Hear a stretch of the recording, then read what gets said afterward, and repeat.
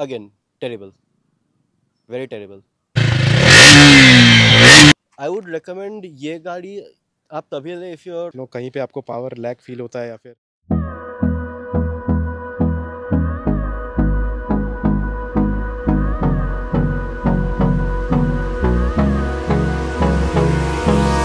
Hold me close till I get up. Time is barely on our side. So hello guys, welcome to my YouTube channel the roaming roads. बहुत सारी गाड़ियों का review कर लिया हमने, बहुत सारे ओनर से हमने ओनरशिप रिव्यू ले लिया। सो आज हम करने वाले हैं ड्यूक 250 का रिव्यू। इसके ओनर आज हमारे साथ मौजूद है। सो ये है ड्यूक 250 के ओनर त्रिदेवेश। सो हाय त्रिदेवेश। hello. सो आप इनसे हम जानने की कोशिश करेंगे कि इनको कितना टाइम हुआ ये गाड़ी लिए हुए और इनका ओनरशिप एक्सपीरियंस कैसा रहा। आज हम सारे पॉइंट डिस्कस करेंगे, एंड तक इस वीडियो को देखिएगा और एंड में आपके सारे डाउट्स क्लियर हो जाएंगे इस बाइक को लेके।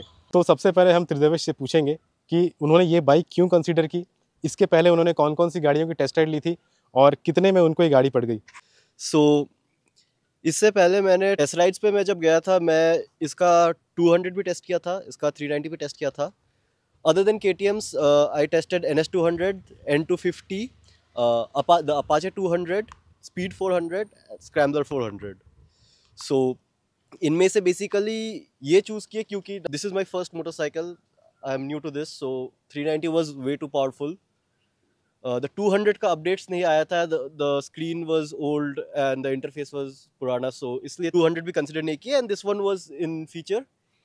NS का it was a good bike, but NS का braking system and ABS system was not calibrated well, that is what I felt. मैं हर बाइक का हार्ड ब्रेकिंग टेस्ट किया हूँ and for the Apaches basically even though features बहुत थे अपाचेज में, but वो जो रॉ पावर है वो फील नहीं हुआ था।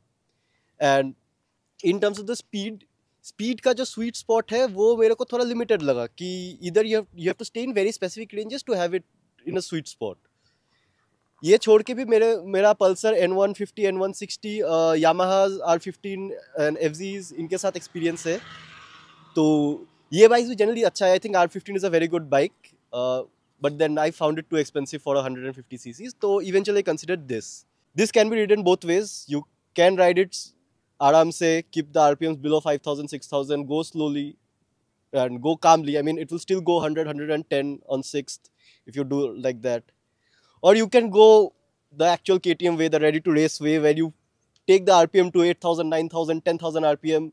Third gear pe you're hitting 100, fourth gear pe you're hitting 120, 125 and have fun with this. So I found this to be the perfect balance between fun and something that will teach me कि सीखते कैसे है bike चलाना एकदम अच्छे से। ये KTM का Gen 3 है जो सबसे पहले निकला था 2023 के एंड में। जो नया मॉडल आया है 2024 के अक्टूबर में, that has a new screen and DRLs here instead of these panels. मैं जो लिया था, this model came out in December और नवंबर 2023।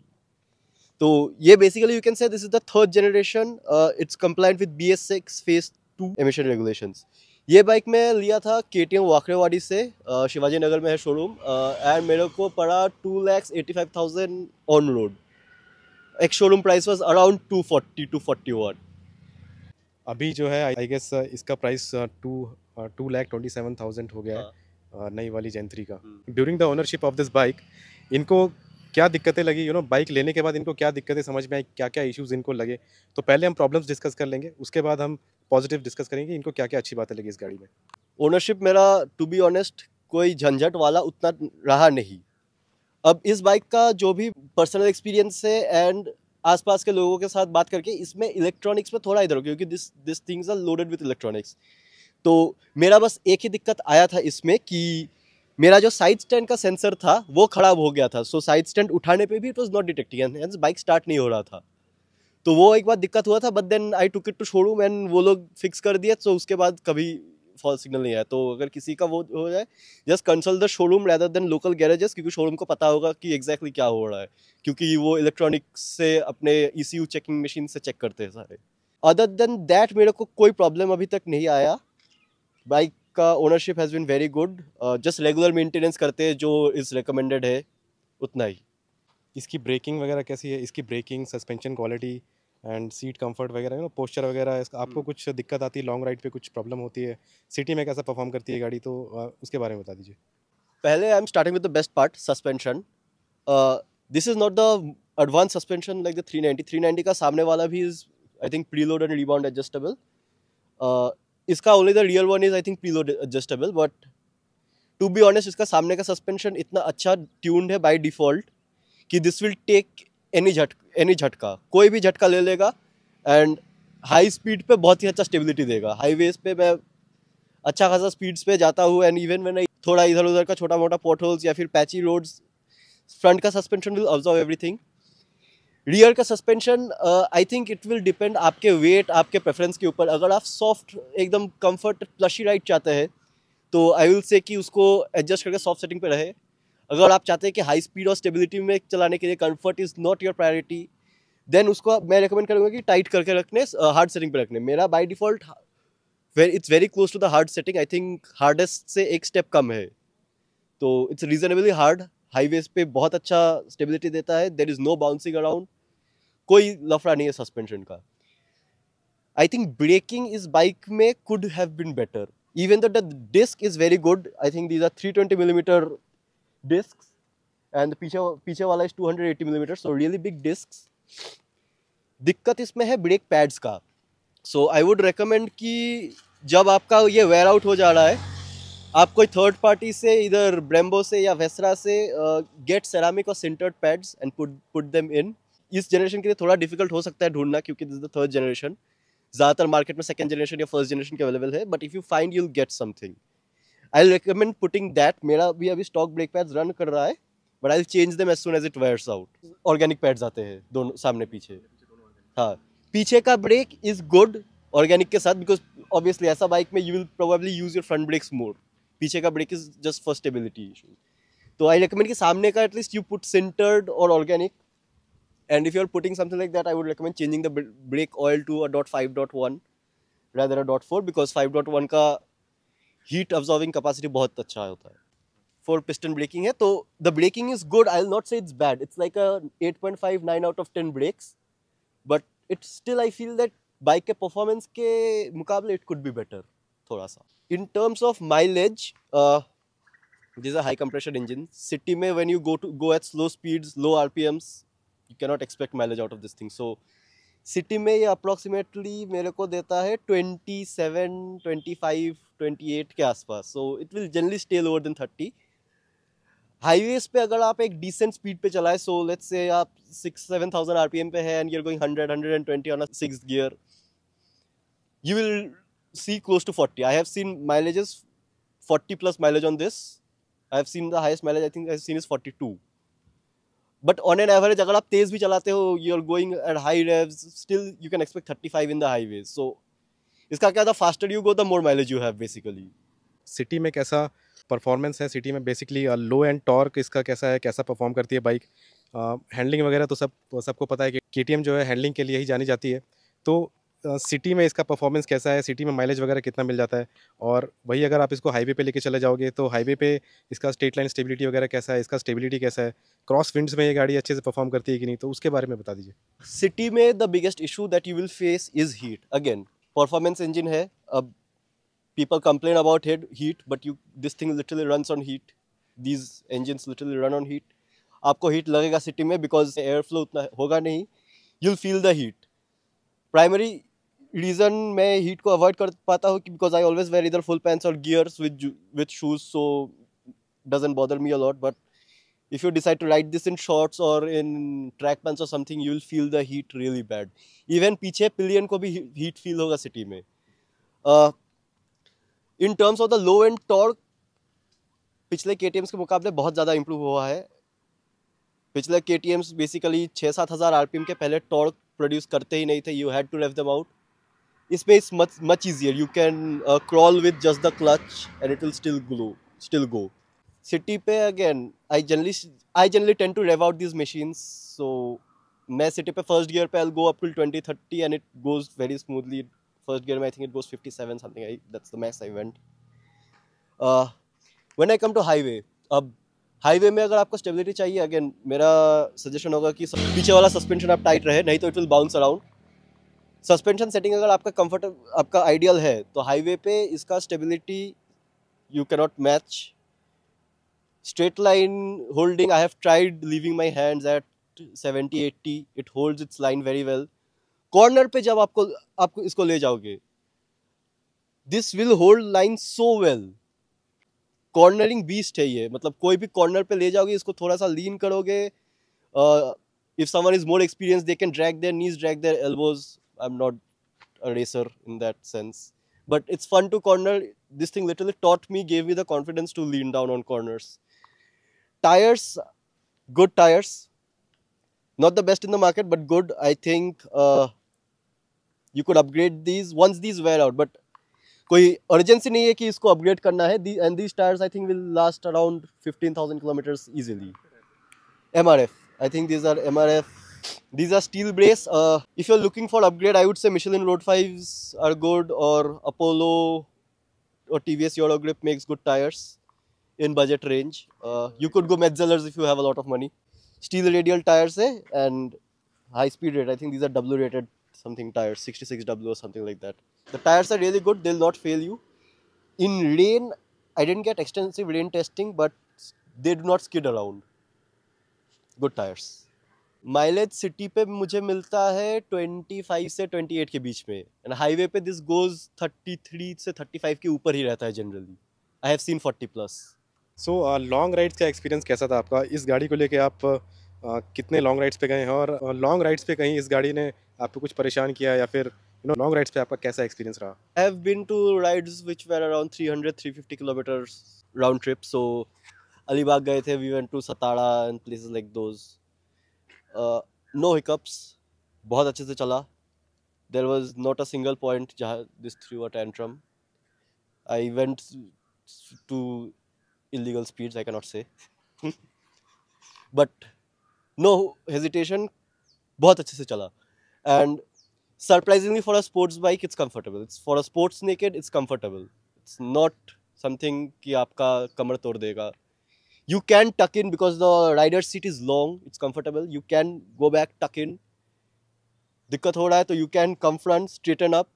I think ये जो साइड में, ये जो सीट के साइड में ये जो टेक्सचर है, this prevents you from slipping around when you're holding any posture. So if you're back here, your thighs and knees are grabbing these, you will not slip around front, or you'll not slip back when you're sitting down straight.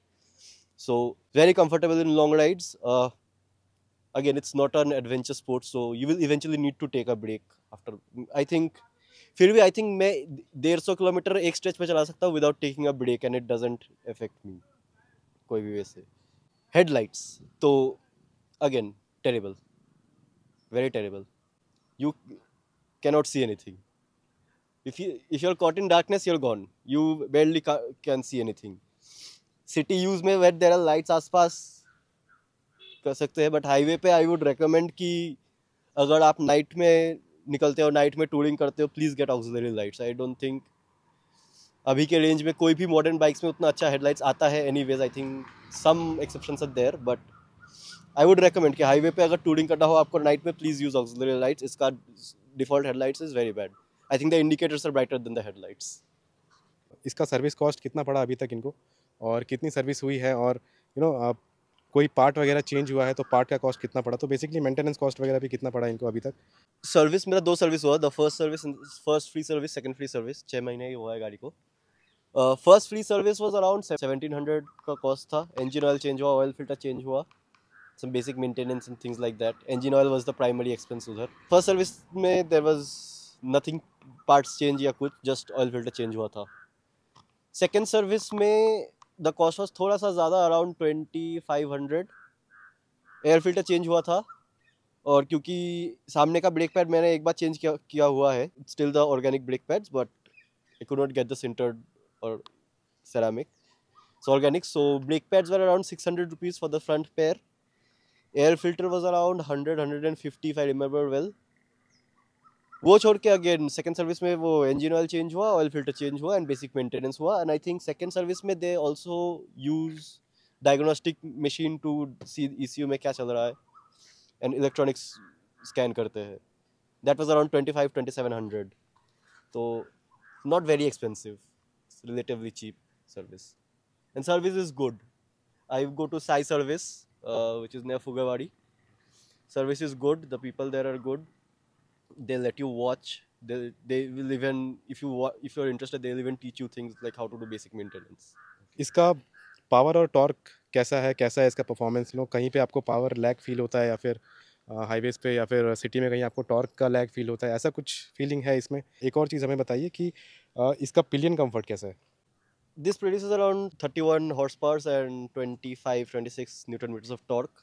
Good figures on paper. Both of them arrive at significantly high RPM space. 8000 के ऊपर ही arrive करता है.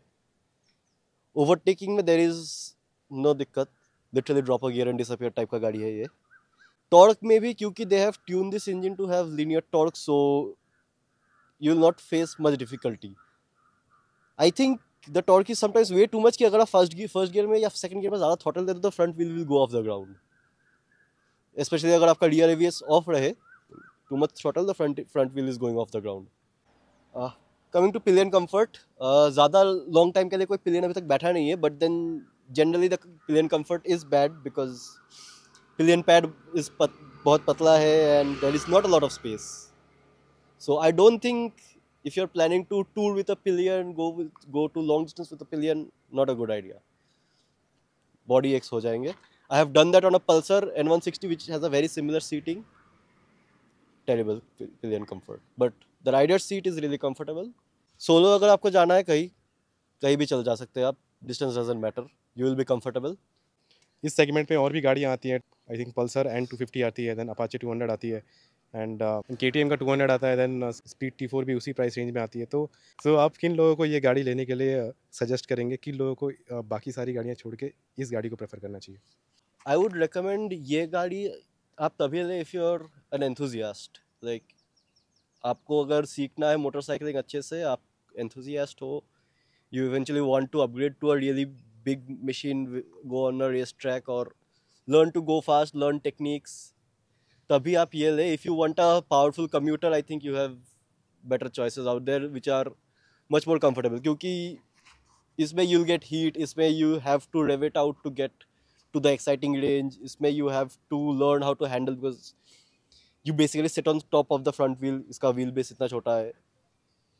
तो if you're an enthusiast in motorcycles, you want to learn motorcycling, you want to have fun doing motorcycling, this is something. If you want comfort, if you want practicality, if you want something, a tool, there are better choices out there. चलिए guys, इसका sound आपको सुना देते हैं कि इसका sound कैसा है. बेसिकली एग्जॉस्ट का साउंड तो अंडरबेली एग्जॉस्ट मिलता है इसमें.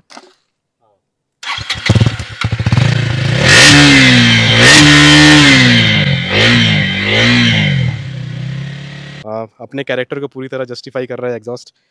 सो गाइज, ये था एक ओनरशिप रिव्यू ड्यूक 250 के ओनर की तरफ से. सो इस गाड़ी को लेके अगर आपके कुछ क्वेश्चंस हैं तो डेफिनेटली आप कमेंट बॉक्स में पूछ सकते हैं. और एंड तक मेरे वीडियो में बने रहने के लिए बहुत बहुत धन्यवाद. लाइक करिए मेरा वीडियो, शेयर करिए मेरा वीडियो और सब्सक्राइब करिए मेरा चैनल. मिलते हैं नेक्स्ट वीडियो में. तब तक के लिए take care, bye bye and have a safe ride.